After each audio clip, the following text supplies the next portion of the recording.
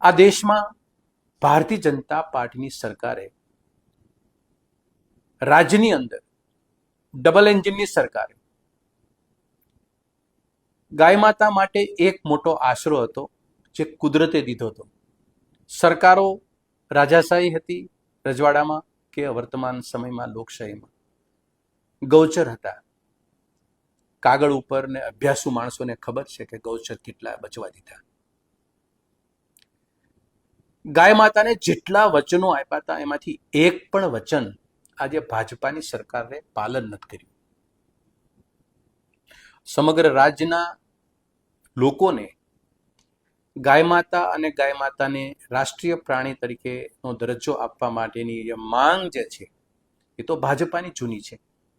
અને એક સમય હતો કે ભાજપા સરકાર જ્યારે વિપક્ષમાં બેસતી હતી ત્યારે એને સમર્થન આપવા માટે જે લોકો જે સંસ્થાઓ બહાર આવી અને ધરણા કરતી હતી, ઉપવાસ કરતી હતી, આંદોલન કરતા હતા, એવા લોકો માટે ખાસ મારા આ શબ્દો એમને કહેવા છે.